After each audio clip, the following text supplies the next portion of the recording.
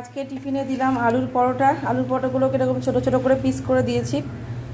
তো আলুর পরোটা আর দেবো সস, এটা হচ্ছে no garlic no onion sauce যেটা, সেটা। তো এই হলো ওদের আজকের টিফিন। আর দেবো লাড্ডু দেবো আর চকোস দেবো স্মল ব্রেকের জন্য।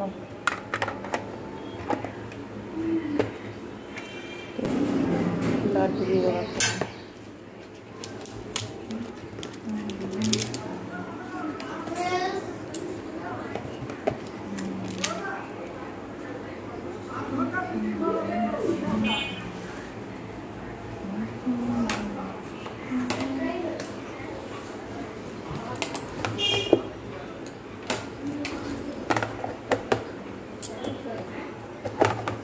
এখন খেয়ে যাবে, এই পরোটাই খেয়ে যাবে। এনে আমার খাইয়ে দাও।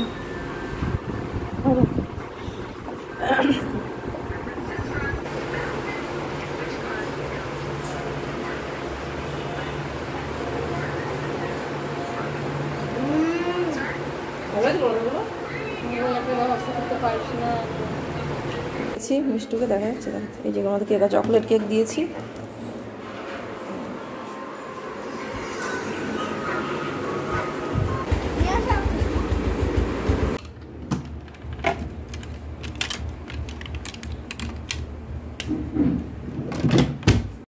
Radhe Radhe friends, good morning, welcome back to my channel. আশা করছি তোমরা সবাই ভালো আছো, সুস্থ আছো, আমরাও খুব ভালো আছি।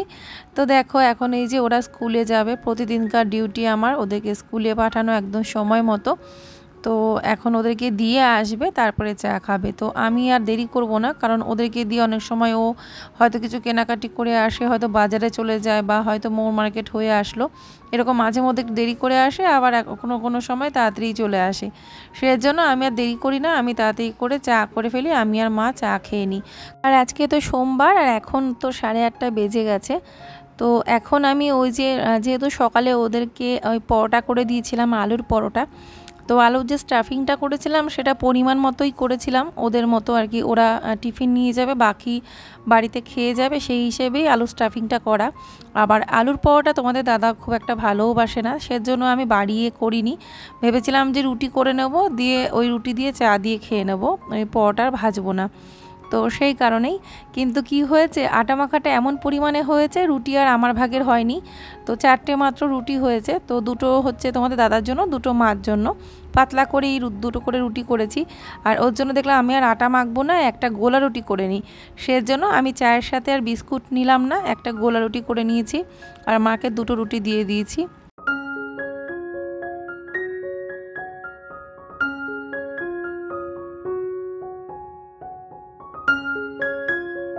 তো সকালের খাবার খেয়ে চলে আসলাম সোজা বেডরুমে। তো এখন এই ঘরের বিছানাপত্র গোছাবো, ধুলোবালি ঝাড়া মোছা করে, মানে ঘরের সকালবেলাকার যে কাজকর্মগুলো থাকে সেগুলো করব আর কি। তো এক বন্ধু বলেছো এইভাবে খাটটা ভালো লাগছে না, তো বাংলাদেশ থেকে এক বন্ধু যে দেখো আমার ব্লগ। তো আসলে কি এই যে এইভাবে খাটটা রেখেছি বলে একদিকে কি বলতো সুবিধেটা কি হয়েছে, আমরা আগে দক্ষিণ দিকে মাথা দিয়ে ঘুমোতাম। তো সব থেকে মানে ভালো হচ্ছে পূর্ব দিকে মাথা দিয়ে যদি ঘুমোনো যায়, সেটা হচ্ছে সব থেকে ভালো। তো এইভাবে খাটটা করাতে একদিকে ভালো হয়েছে যে এখন আমরা পূর্ব দিকে মাথা দিয়ে ঘুমোতে পারি। তো ঘুমানোর সময়টা পূর্ব দিকে মাথা দিয়ে ঘুমোই। তো সেই জন্যই খাটটা এভাবে রাখাতে সব থেকে বেশি ভালো হয়েছে। আর বলে না ঘরের একটা বাস্তুর ব্যাপার আছে, বিশ্বাস করো ঘরের জবে থেকে আমি পরিবর্তনটা করেছি, মানে খাটটা ঘুরিয়েছি, এইভাবে সব কিছু করেছি, সত্যি বলছি যে একটা কিন্তু পজিটিভ ভাইব যেটা বলে না, যে একটা পজিটিভিটির একটা আলাদাই কিন্তু একটুখানি হলেও চেঞ্জ হয়েছে। যে আগে যে একটা একঘেয়েমি ব্যাপার, একটা মনটা, আমি সত্যি কথা বলছি, মনটা মাঝে মাঝে অকারণে খারাপ হয়ে থাকতো, মানে সব কিছুতেই যেন বেশি একটা কেমন লাগতো, ভালো লাগতো না। তো এইভাবে যবে থেকে খাটটা রেখেছি তবে থেকে সত্যি বলছি মানে মনের একটা চেঞ্জেস এসেছে আর কি, মনটা অনেকটাই ভালো থাকে। আর এইভাবে খাটটা রাখাতে ঘুমোনোটা ঠিক পজিশনে হচ্ছে। তো সব মিলিয়ে কিন্তু বেশ মানে ঘরে পরিবেশটা অনেকটাই পাল্টেছে, যেটা আগের মতো আর নেই। আর দেখতেও কিন্তু ভালোই লাগে, খারাপ লাগে না। আর এমনিতে আগে ধরো জানলা খোলা রাখতাম, তার জন্য ওইভাবে খাটটা রাখলে, যেভাবেই খাট রাখি না কেন জানলাটা সবসময় যদি খোলা রাখা হয় তাহলে একটা চিন্তা থাকে কোন কি না পোকামাকড় ঢুকে যাবে, মানে দেখতে পাবো না, কারণ নেট তো নেই জানলার মধ্যে। কিন্তু এখন যেহেতু এসির জন্য জানলাটা মানে বেশিরভাগই বন্ধ করে রাখা হয়, সেজন্য কিন্তু মানে একদিকে সুবিধা হয়ে যায়, তার জন্য খাটটা এইভাবে রাখাতে আর কোনো প্রবলেম নেই। আর এমনিতে এখানে তো এই জায়গাটা যেমন যেখানটা আমি এখন গোছাচ্ছি, এই যে ড্রয়ারটা রেখেছি, তো এখানে এটা থাকবে না, এখানে অন্য কিছুই রাখবো, তখন দেখতে অন্যরকম সুন্দর লাগবে। এখন তো সেভাবে ঘরটা সাজানো হয়নি, ধরো কালার করা হবে আর সব কিছুই হবে আস্তে আস্তে, তো তারপরে দেখবে ঘরটা দেখতে অনেকটাই সুন্দর লাগবে। এখন যেহেতু জায়গায় জায়গায় কালার চটে গেছে, কেমন হয়ে গেছে দেওয়ালগুলো, আর এই যে বেগুনি কালারের দেওয়ালটা, এটার জন্য ঘরটা আরও বেশি একটু অন্ধকার অন্ধকার লাগে, মানে ভালো ব্রাইটনেসটা আসে না, আর ওই কারণেই। এই যে ড্রয়ারটার কথা একজন জিজ্ঞেস করেছিল, এক বোন, যে এই ড্রয়ারটার কি দাম, কোথা থেকে কিনেছি, কীরকম কি। দেখো এটার দাম এমন কিছু বেশি না, এটা মানে 170 টাকা মতো নিয়েছিল, দামটা ঠিক মনে নেই, তবে এইরকমই হবে। তিনটে এরকম ছোট ছোট ড্রয়ার আছে, তার মধ্যে একটাতে আমি কানের দুল, একটাতে ওই ছোট ছোট সমস্ত সাজাগোজা জিনিসগুলো রেখেছি, এটার মধ্যেও কিছু জিনিস রাখা আছে। তো এইভাবে রাখা যাবে, অনেক কিছু রাখা যায়, তবে এর থেকে বড়ও পাওয়া যায়। আমি এটা কিন্তু সব থেকে ছোটো সাইজটা, তো এটা আমি সব থেকে ছোটো বলবো না, এর থেকেও মনে হয় ছোটো আছে, এখন তো সব রকম সাইজেরই পাওয়া যায়। তো এটা ড্রেসিং টেবিলে রাখলে না খুব সুবিধে, এর মধ্যে ধরো চুড়ের ক্লিপ, গার্ডার, তারপরে ওই রিবন, তারপরে ওই ক্লিপগুলো, মানে যে এমনি যে স্ক্র্যাচারগুলো, তারপরে কানের দুল, সাইড ক্লিপ, মানে যেগুলো ধরো ছোটো ছোটো জিনিস, যেগুলো দেখবে হয় বাটিতে নাহলে ছোটো ছোটো বাস্কেটে করে রাখতে হয়, সেগুলো কিন্তু এই ড্রয়ারগুলোতে রাখতে সুবিধে।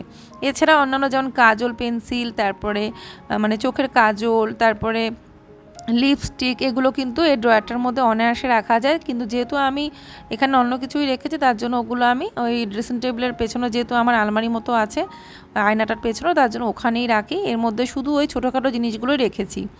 তো অনেক কিছু রাখা যায় নিজের হিসেব মতো, নিজের ইচ্ছে মতো, খুব ভালো কাজের জিনিস। তো দামও খুব একটা বেশি না, তবে আমার মনে হয় অনলাইনের থেকে লোকাল মার্কেট থেকে কেনা ভালো, জিনিসটা হাতে করে দেখে কেনা যায় আর দামটা অনেকটাই কম হয়।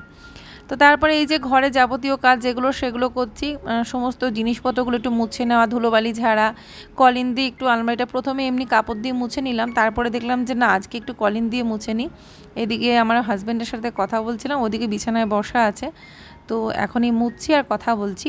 তো ওই বলছে ওই জায়গাটা ভালো করে মোছো, ওই জায়গাটা ভালো করে মোছো, দিয়ে বলছে দেখো তুমি ভালো করে মোছো না, এইভাবে আগে খচাচ্ছিল।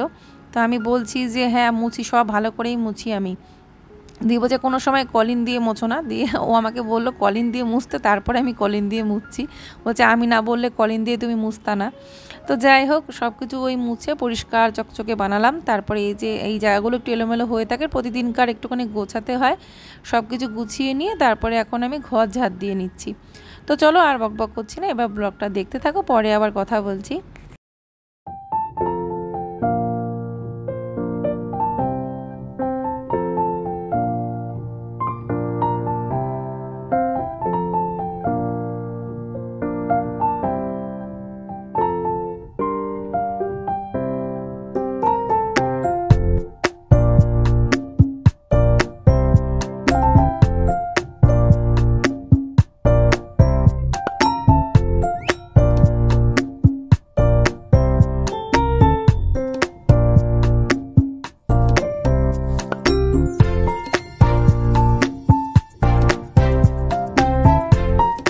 তো এই যে ঘর থেকে নোংরাগুলো ফেলার জন্য ওই যেটা আর কি হয় না প্লাস্টিকের, তো সেটা কেনা হয়নি, একবার কিনেছিলাম, ওটা নষ্ট হয়ে মানে ভেঙে গেছিলো, তারপরে আর কেনা হয়নি। তো ওই কারণেই আর কি ওই কাগজ দিয়ে তুলে ফেললাম, পিসবোর্ডের মতো শক্ত কাগজ দিয়ে।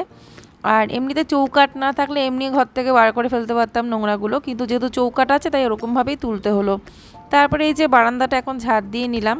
তো বাকি আর ঘরগুলোর কাজ আর আজকে তোমাদের সাথে শেয়ার করলাম না। তো সকালবেলা এইভাবেই আমি আমার বেডরুমটাকে পরিষ্কার করে গুছিয়ে নিই প্রতিদিন আর কি। তো দেখো দেখতে পাচ্ছ জানলাটা বন্ধ, আমি খুলেছিলাম কিন্তু সকালবেলা তোমাদের দাদা জানলাটা বন্ধ করে দিয়ে গেল। ও জানলা খোলা সহ্যই করতে পারে না, বলে বন্ধ রাখবে সব সময়, মানে রোদের তাপ আসে, তো বলছে এখন তো আর কোনো অসুবিধা নেই, এখন বন্ধ রেখে দেবে। তো দেখো সব কিছু গুছিয়ে নেওয়ার পরে দেখতে কত সুন্দর লাগে, পরিষ্কার পরিচ্ছন্ন একদম টিপটপ। তো ঘরটা সবসময় এরকম রাখতেও ভালো লাগে। তো সব কিছুই একদম সুন্দর করে ধুলোবালি ঝাড়া গোছানো। প্রতিদিন এইটুকুনি করতে খুব একটা বেশি সময়ও লাগে না, তো অল্প সময়ের মধ্যে কাজগুলো দ্রুত হয়ে যায়। শুধু একটা অভ্যাসের ব্যাপার, আমরা যদি সেই অভ্যেসটা করে নিতে পারি, প্রতিদিন এই কাজগুলো করার একটা অভ্যেস, তাহলে ওই অভ্যেসটা থাকলেই ঘরদোর পরিষ্কার পরিচ্ছন্ন থাকে। তো যাই হোক, এখন চলে এসেছি রান্নাঘরে। আর রান্নাঘরে সকালের খাবার দাবার করে নেওয়ার পরে কিন্তু গ্যাসটাকে আমি আরেকবার মুছে নিই। আর যখনই আমি রুটি পরোটা এই সমস্ত কিছু করি, আর বিশেষ করে ওদের স্কুলের টাইমটাতে আমি ভীষণ হুটোপাটা করেই কাজ করি, তখন অত ধীরে সুস্থে গুছিয়ে করা যায় না, সেজন্য একটু ছড়িয়ে ছিটিয়ে যায়। হয়তো আটার গুঁড়ো একটু এদিক ওদিক পড়ে রইলো, হয়তো গ্যাসের ওপরে কিছু পড়ে রইলো, তো সেগুলো আমি একদম এই সময়টাতেই পরিষ্কার করে নিই। করে নিয়ে তারপরে যে কটা বাসন হলো সে কটা বাসন মেজে নিই। তো এই আর কি, তো এইভাবেই আমি কাজগুলো করি। রান্নাঘর অগোছালো নোংরা আমি কোনো সময় করে রাখি না। বড়জোর এরকম হতে পারে, হয়তো সিঙ্কে কটা বাসন রইলো, হয়তো শরীরে দিচ্ছিল না, হয়তো মাজলাম না, হয়তো পরে এসে বাসন কটা মাজলাম, বাকি এমনি চারিদিকটা পরিষ্কার পরিচ্ছন্নই করে রাখি। আর এমনিতে ভোগের জন্য যখন রান্না করি, ধরো আমি তো প্রতিদিনই ঠাকুরের জন্য যতটা পারি রান্না করে দিই, প্রতিদিন না পারলেও অন্তত 7 দিনের মধ্যে 5 দিন তো করেই দিই। তো সেই জন্যই রান্নাঘরটা ওরকমই টিপটপ রেখে তারপরেই রান্নাটা করতে হয়। ঠাকুরের রান্না তো জানোই, যেমন তেমনভাবে তো করা যায় না, সেজন্যই। আর এমনিতেও মানে রান্নাঘর মানে মা লক্ষ্মীর জায়গা, মা অন্নপূর্ণার জায়গা, সেই সমস্ত জায়গা তো ওই রকমই রাখতে হবে যাতে ঘরে লক্ষ্মী থাকে আর কি। তো যাই হোক, চলো এখন এই যে আমি বসে গেছি সবজি কাটতে আর কি, সবজি বানিয়ে নেব। তো আজকে এই যে তোমাদের দাদা বললাম না, ও যখনই ওদেরকে স্কুলে দিয়ে আসতে যায়, হয় ও বাজারে না কোথাও গিয়ে আসবে। এই যে আসার সময় লাউ শাক নিয়ে এসেছে, আরও দুটো কী যেন এনেছিল, আমার এখন মনেও পড়ছে না। তো লাউ শাকটা এনেছিল, এটা মনে আছে। তো একদম মানে টাটকা লাউ শাক। তো লাউ শাকটা পুরোটাই করে ফেলবো, রেখে দেবো না, কারণ শাক রেখে দিলে না তার গুণাগুণটাও মনে হয় নষ্ট হয়ে যায়। তো ডাটা যা কিছু আছে পুরো ডাটাগুলোও দিয়ে দেবো শাকের মধ্যে। ওই ডাটা দিয়ে, শাক দিয়ে, আলু দিয়ে ওই লাউ শাকটা বানাবো। আর লতিটা করতে হবে, আগের দিন মা লতি ছুলে রেখেছিল, আগের দিন আর তার আগের দিন মনে হয় ফ্রিজে রেখে দিয়েছিলাম, করতে পারিনি রান্না। তো সেটা আজকে করব। আগের দিন কি কারণে যেন লতিটা বানাইনি। ও হ্যাঁ, রথ ছিল, রথের দিনকে যেহেতু ওই যে বিরিয়ানিটা করলাম, মানে সয়াবিন রাইস করেছিলাম, মা ওদিকে খিচুড়ি করলো, আমি পায়েস করলাম, তোমরা তো ব্লগে দেখেছো, তার জন্য লতিটা রান্না করা হয়নি। লতি মা ছুলে রেখেছিল, সেই লতিটাই আজকে রান্না করে নেব। আর লতি এমন একটা জিনিস, জানোই তো, মুখরোচক একটা আইটেম। আর এই সমস্ত কিছু রান্না করে তারপরে ভোগের জন্য দিয়ে দেবো। আর মা তো উপরে ঠাকুরের অন্নটা করেই নেয়। আর ভাবছি একটুখানি শুক্তো করে নিই, ওর জন্য একটা কাঁচকলা, কিছুটা পেঁপে আর উচ্ছে আলু নিয়েছি। উচ্ছে আলু পেঁপে কাঁচকলা দিয়ে একটু শুক্তো বানাবো। তো আমি রান্না করছিলাম, ইতিমধ্যে বোন আসলো, ছোট বোন এসেছে। আসলে আজকে ওর মেয়ের পরীক্ষা আর কি, যেহেতু এখানেই স্কুলটা, তো যখন ওর হাজব্যান্ড হয়তো কোনো কাজে বাইরে যায় তখন ওকেই আসতে হয়, তখনও এখানে চলে আসে, কিছুক্ষণের জন্য থাকে, আবার মেয়েকে স্কুল থেকে নিয়ে বাড়ি চলে যায়। তো আজকে যেহেতু পরীক্ষা, এমনি তো বেশিক্ষণ থাকবে না, ঘন্টাখানিকের জন্য এসেছে, ওই পরীক্ষা শেষ হলে ওকে নিয়ে আবার বাড়ি চলে যাবে। তো এসিটা আর কি দেখছিল, ও খুব পছন্দ হয়েছে। তো ওদের বাড়িতেও এসি আছে, হায়ারের এসি, অনেক পুরনো, তো সেটা অতটা ঠান্ডা কুলিংটা ভালো হয় না, সেটাই বলছে এটা এসিটাও তো বড় সড়ো। আর ও বলছিল আর কি, ও মানে ওর হিসেবে, হায়ারের এসি হিসেবে বলছিল বেশ কুলিংটাও এত ফাস্ট কুলিং, এত ঠান্ডা হচ্ছে, তো ওর খুব পছন্দ হয়েছে। তো ওই জন্যই বলছিল এরপরে ওদের এসিটা মনে হয় চেঞ্জ করবে। তো বলছিল তাহলে প্যানাসোনিকই নেবে আর কি, ওর খুবই পছন্দ হয়েছে, মানে এত ঠান্ডা।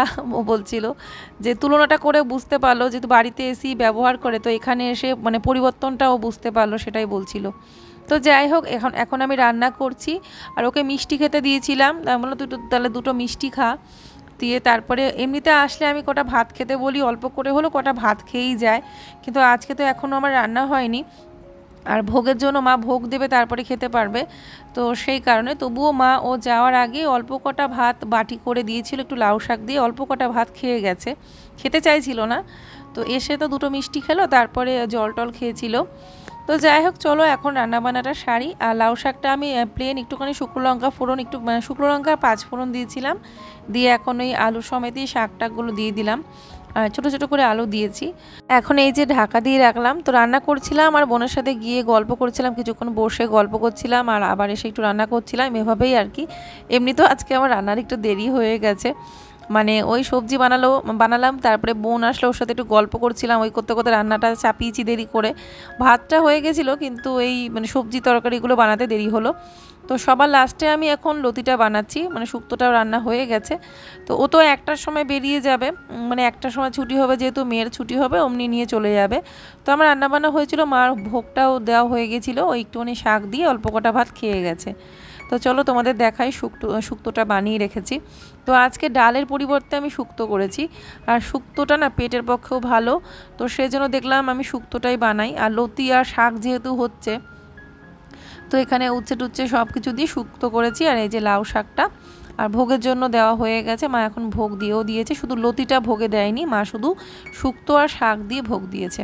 আর এই যে পনির এনে রেখেছে, পনিরটা আমি লাস্টে একটু করে নেবো অল্প করে, আর বাকি পনিরটা রেখে দেবো। আর এই যে লতিটা হয়ে গেছে, তো আমি ভেবেছিলাম কি পনির হয়তো আনবে না, তো তোমাদের দাদা আবার পনির নিয়ে এসেছিলো, তো সেই জন্য বলে পনিরটা করো, না হলে ওরা খাবে কি দিয়ে। সেই কারণে সবার লাস্টে আবার পনির আলুর তরকারিটাও করলাম। তো যাই হোক, আমার রান্নাবান্না এখন কমপ্লিট। এই কড়াইয়ের মধ্যে এখন তরকারিটা ঢাকা দেওয়া থাকবে, এখন আর কিছু মাজবো না, এমনি সব মাজা ঘষা কমপ্লিট। গ্যাসও পরিষ্কার করে নিয়েছি, সব দিক পরিষ্কার, কাউন্টার টপ মুছে নিয়েছি, এখন আর কোনো কাজ বাকি নেই। তো চলো এখন লাস্ট একদম খাবার থালাটা তোমাদের দেখাই। এই যে খাবার থালাটা সাজিয়ে নিয়েছি, এখন আমি খেতে বসবো। তো মিষ্টুকেও খাওয়াবো, আমিও খাবো, স্কুল থেকে চলে এসেছে। তো ভিডিওটা আজকে এখানেই এন্ড করলাম। যদি তোমাদের আজকের ব্লগটা ভালো লাগে অবশ্যই করে like share comment and subscribe করবে। তোমরা সবাই ভালো থেকো, সুস্থ থেকো, বাই বাই, রাধে রাধে।